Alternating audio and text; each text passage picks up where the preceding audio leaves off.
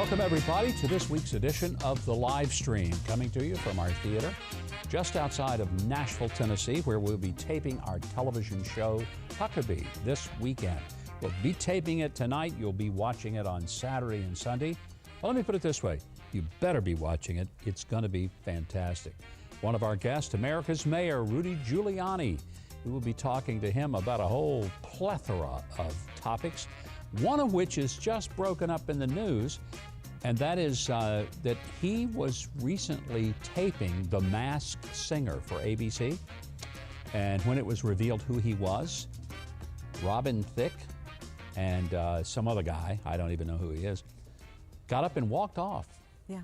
They didn't like it. Yeah. Caused a little stir on the set of The Masked Singer. Just a little bit. Just a little bit, yeah. But it'll air in March. Yeah. So we'll find out maybe the rest of the story. Absolutely. Yeah. Pam Case is with me. She is our senior producer for the Huckabee Show. She'll be reading questions that you send in, and which we need you to send in some questions, and go ahead and do it right now. You can send them in the chat or send a super chat. You get more visibility when you do that. We've got moderators who are keeping an eye on all the questions that you're sending in so that they can get them to us. But before we get too far into this, we always want to remind you that it's helpful if you will subscribe to the channel, hit that little notification bell that you see on your screen, and be sure and leave a comment, a like, and share it with other people, especially right now, because if you share it with folks, maybe they will join you in watching this special live stream presentation. And we do have a lot of ground to cover.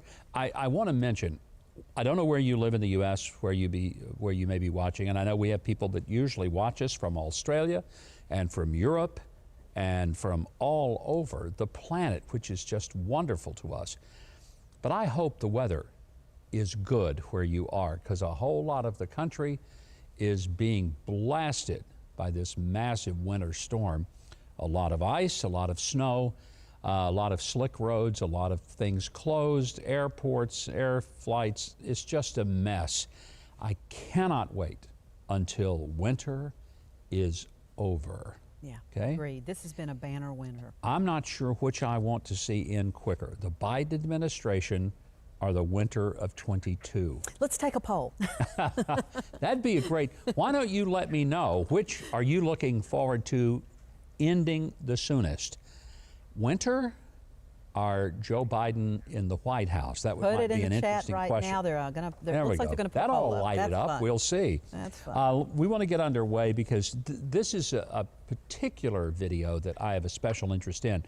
Joe Biden met with the National Governors Association. They come to Washington every February.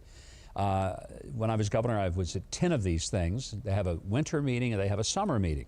The winter meeting is always in Washington, and one of the key things is a full-blown state dinner on the Sunday night of the meeting, and then usually it's on Monday, sometimes Tuesday.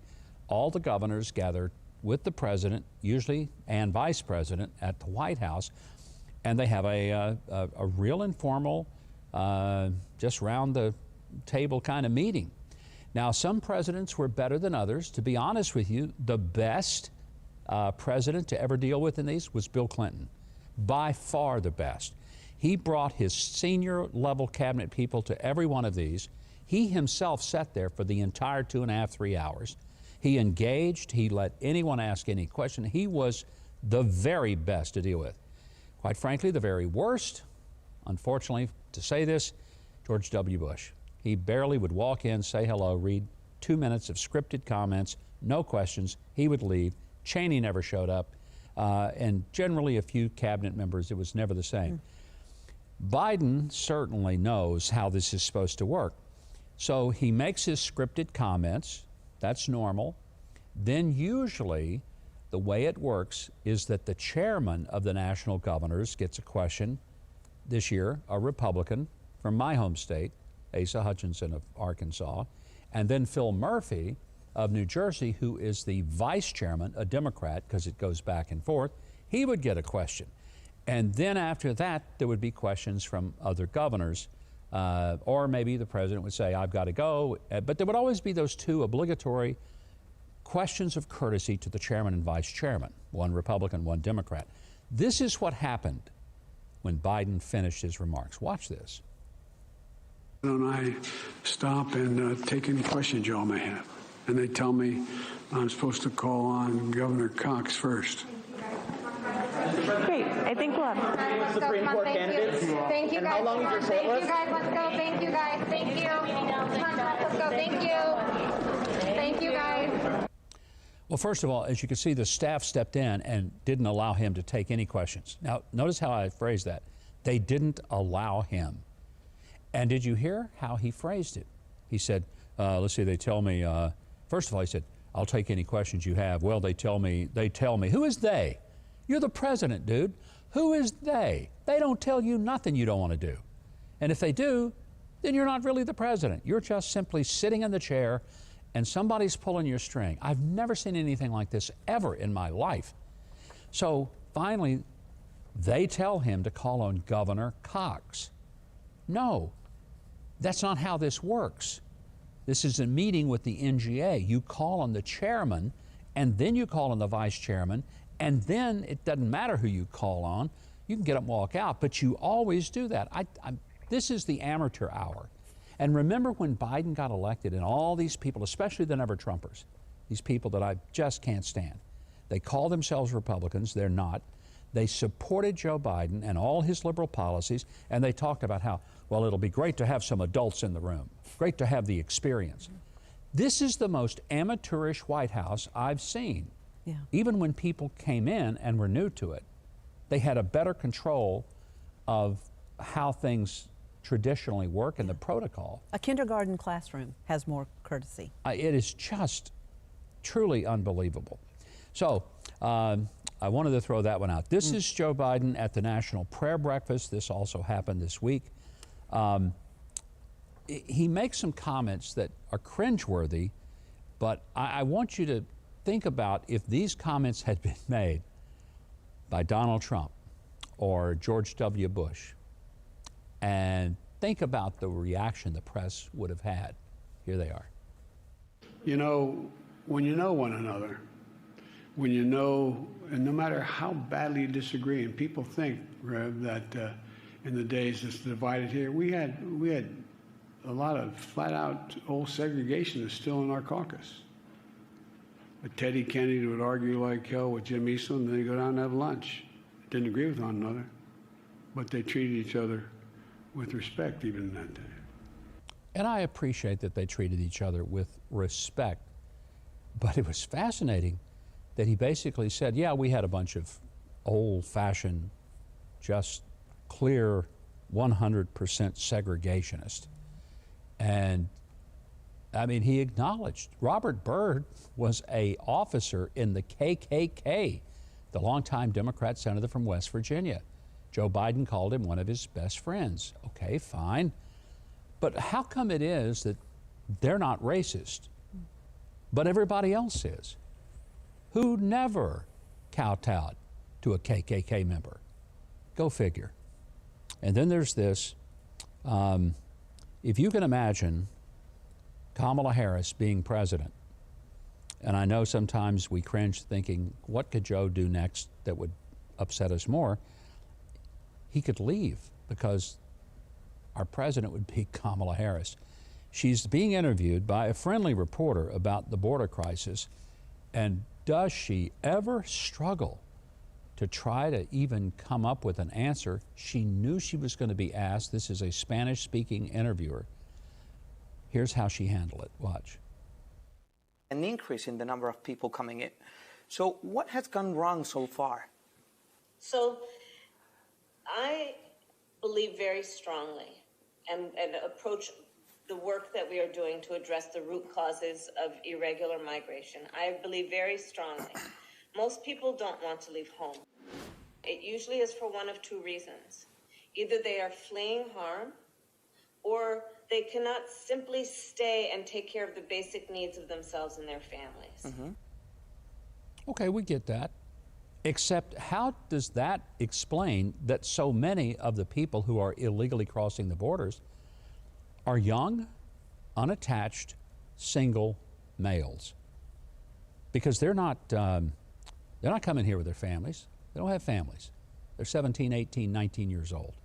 So please don't insult our intelligence by making us think that plane loads of unaccompanied single young men are coming here because of their families.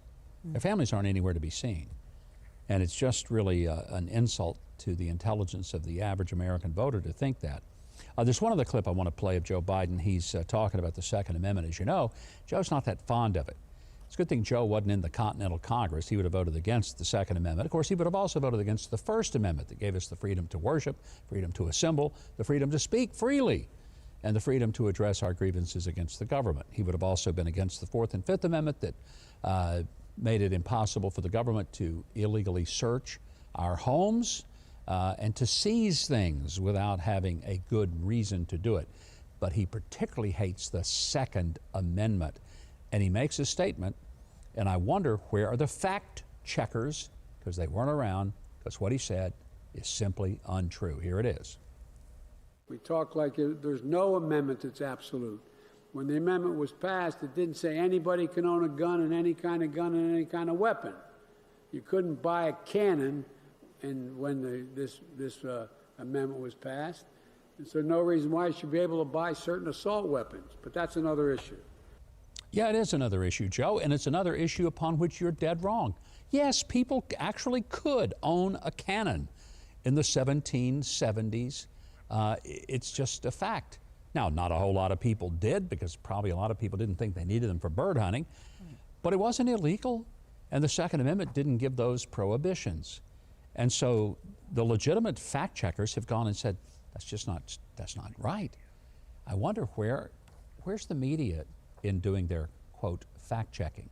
I mean, that's a Pinocchio mess. And then he says, just like you're not guaranteed to own an assault weapon. Let me say again, the biggest lie that anti-gun people tell you is that there's such a thing as an assault weapon. My friend, every weapon is an assault weapon, if you want it to be. Assault has nothing to do with the hardware. Assault has to do with the person who is handling the weapon and what they intend to do with it. This ballpoint pen that I have in my hand is an assault weapon. If I take it and I stab it into the side of your neck, it's become an assault weapon. Should we get rid of these? You think of all the ways that you can hurt somebody with any object, whether it's a screwdriver, ballpoint pen, bucket of ice, doesn't matter what it is, it's an assault weapon. This nonsense about an assault weapon, what they typically are saying is a semi-automatic AR-15. And by the way, AR does not stand for assault rifle. If anyone ever tells you that, just look at them and say, do you know how dumb you are? Say it to them, because that's not what AR means. It's Armalite. That's where the first manufacturer was. So AR is for Armalite. And the idea that it's an assault weapon, it is a semi-automatic, not a fully automatic weapon. Only the military can have those, unless you get a special federal license to get an automatic version. And quite frankly, most of us will never go through that much paperwork to do it. Anyway, it's a pet peeve of mine that people go through that, but I'm sure we have some questions bubbling up. Yeah, and we started off with something fun, a little poll of sorts. Yeah. Okay, got to know the results. 171 voters, Governor. 92% said that they would rather have a continuous winter than a continued Biden presidency.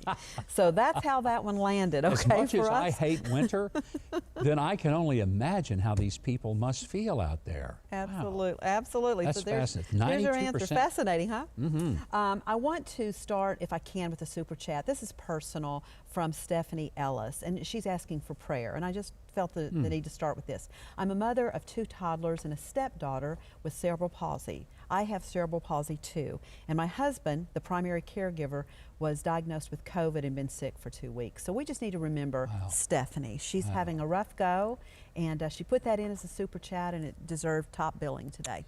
It does. I hope that everyone who is part of our forum today will write the name Stephanie down and specifically pray for her husband, her children, and for her strength and finances, because, wow, what a load she is carrying right now. I always ask for God to show himself in a miraculous way. Wouldn't that be a wonderful thing? Pray that would happen today. I would pray for that her. would happen for her. All right, so we've got another super chat. This one's from Jonathan Gov. Why do the Democrats want war so badly, even with a disastrous Afghanistan withdrawal? Our enemies say we will collapse within a year. I'm going to be fair. I don't know that I would say the Democrats want war. I can't go there.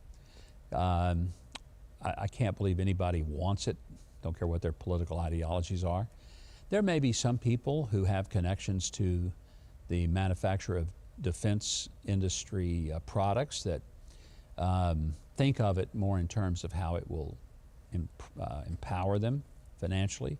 I do think that we have extended ourselves into conflicts because of what Dwight Eisenhower so wisely said the day before he left office.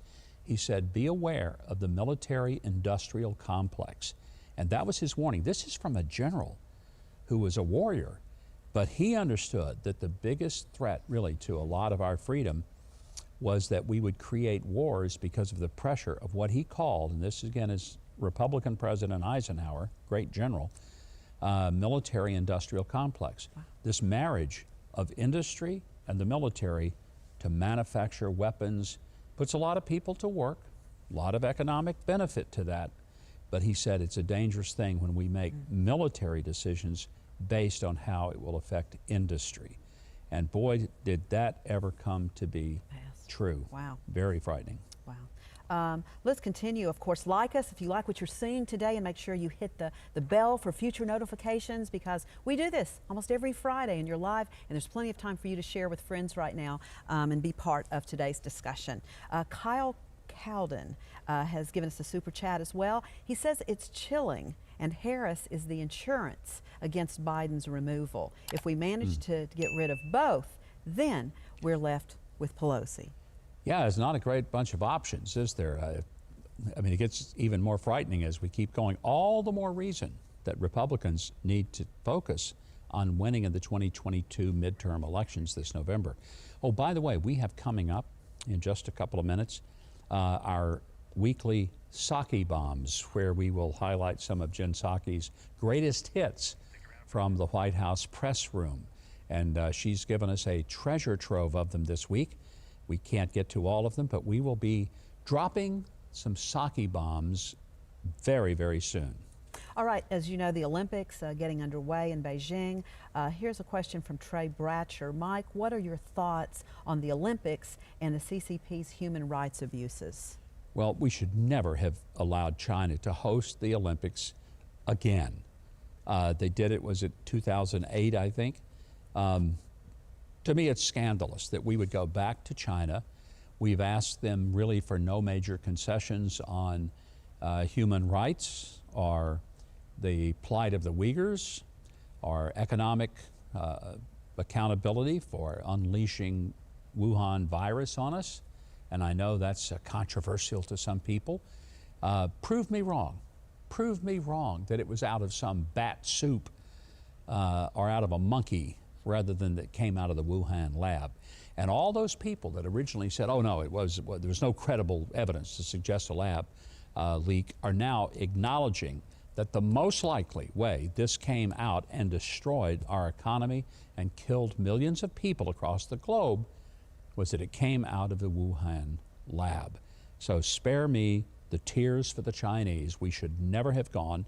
But once we decided to go, I will say I did not believe that it was appropriate to pull the American athletes out of it, because you're punishing people that had nothing to do with the decision to be there. Right, who have worked so hard to be there. Exactly, and they're champions and they bring pride to the country. And if they win and all those people sitting there in communist China have to hear the national anthem, then good for them, they hear it. So I don't want to punish them, but we should never have allowed this to have taken place. All right, I think it's time we drop some PSAKI bombs.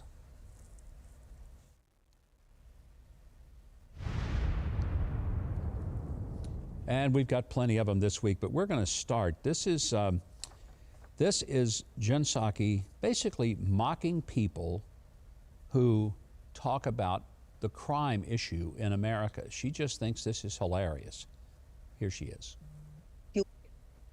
Basis. I mean, do you remember the 4 boxes that we had on all the TVs, right? Which is on my TV right now. So right now, just to give you a sense, so CNN, Pentagon, as many as 8,500 U.S. troops on heightened alert. Okay, true. Same on MSNBC. CNBC is doing their own thing about the market. And then on Fox is Jeanine Pirro talking about soft on crime consequences. I mean, what does that even mean? Let me tell you what it means, Jen Psaki. It means 2 New York City cops got murdered in the streets of New York this week because of the soft on crime policies. And you didn't seem to think that was a big deal, but there were tens of thousands of New Yorkers who filled the streets of that city because they're sick of watching innocent people, including young cops, one 22 years old, recently married, and having to watch his young widow come out with tears coming down her face because somebody murdered her husband in cold blood. A person who was wearing that badge for the rest of those folks, and they at least had the decency to go out in the streets and show their support.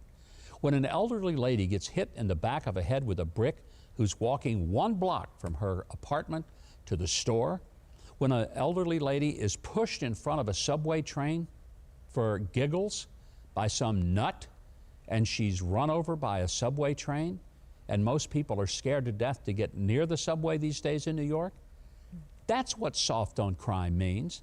It means that your idiot prosecutor in New York has decided that if a person is arrested for a serious violent crime, within an hour he'll be back out on the streets. And you've just told him 2 things. 1, what he did wasn't all that big a deal. And number 2, there are no consequences for what he did, so keep doing it. You were just rewarded.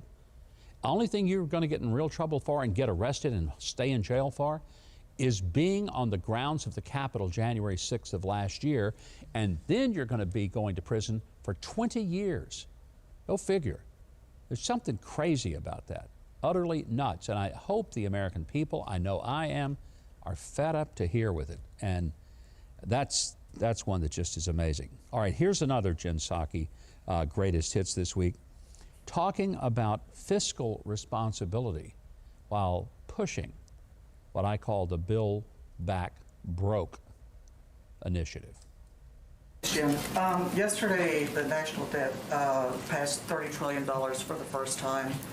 Does the administration see that as a problem, or do you share the view of some economists that debt doesn't matter? Well, the president believes we need to have a sustainable and responsible fiscal policy, which is why he put forward ways to pay for his major proposals. He's committed to a sustainable and responsible policy in ensuring that our long-term investments are fully paid for, like Build Back Better. It's a real good thing she was reading that verbatim from a script somebody had written her, because there's no way she could, with a straight face, come out of her own soul saying that Joe Biden is interested in fiscal responsibility. This is the president who, after laying out a several $trillion infrastructure bill, which was generally supported by both Democrats and Republicans, then has been hoisting up on the flagpole a $6 trillion bill that is not paid for, that will only add to the deficit, and somehow that means he is a fiscal conservative, that he is responsible in his fiscal management of the budget. That is such crazy nonsense.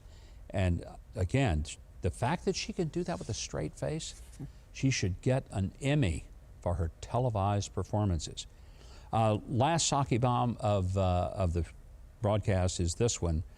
When she was asked to clarify when the president believed life begins, this is a simple question. You believe it either begins at conception, you might believe it begins at birth, you might believe it begins at 12 weeks or whenever there's a heartbeat.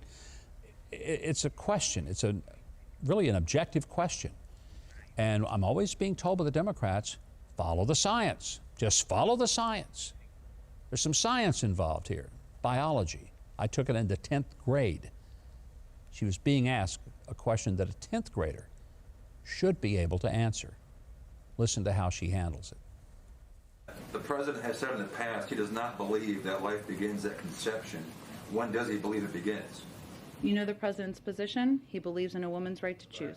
And He's spoken to this in the past, and I know you ask this every time you come in here, which is you're absolute right, but I don't think I have anything new to reveal for you. The question is, when does he believe life begins? And it's central to the debate over the question of a baby's viability. And pro-life Americans, don't you agree, should know where the president stands in his thinking on this. It's a fundamental question. The president believes in a woman's right to choose. Go ahead.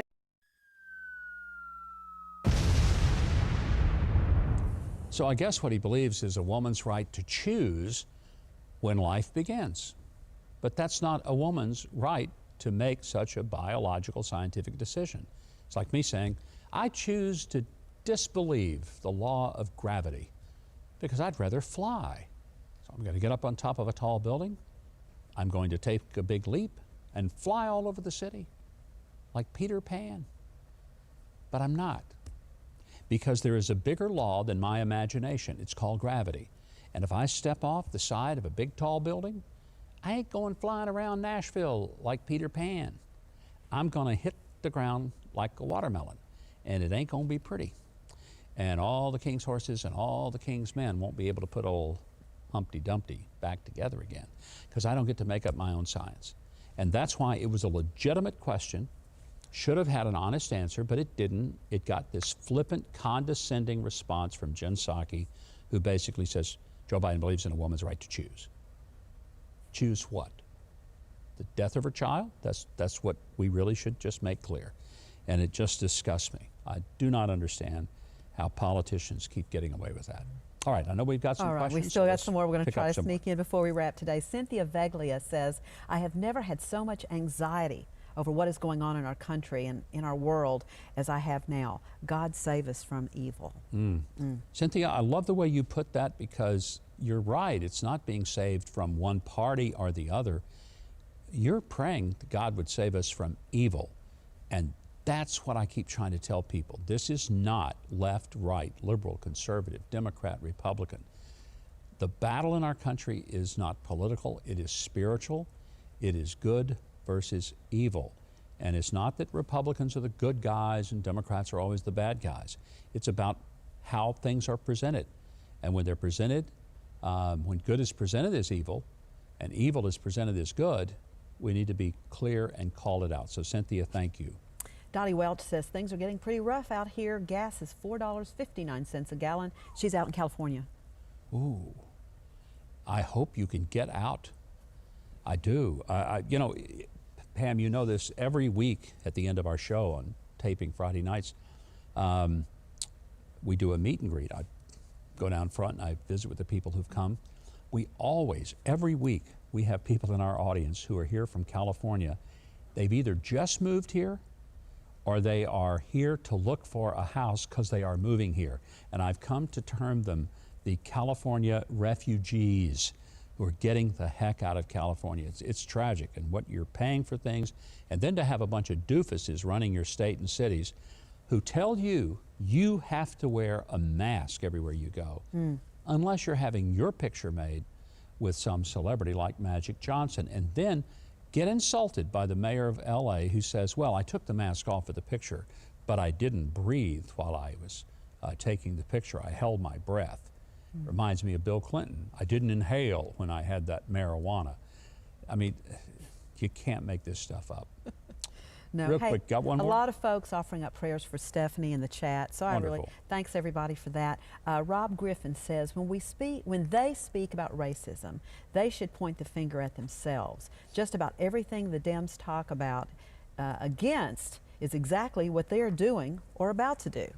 It's the phrase projection of your problems on others, and that's really what it is if you have a sin or you have some issue, a flaw, and you really don't want to have to confront it or deal with it, what you do is it's like a projector. You turn it on and you project it on to your opponents, and you tell them it's their fault, it's their problem, but it isn't. I just want to remind you to be sure to leave any of your questions that you may have for us in the comments section.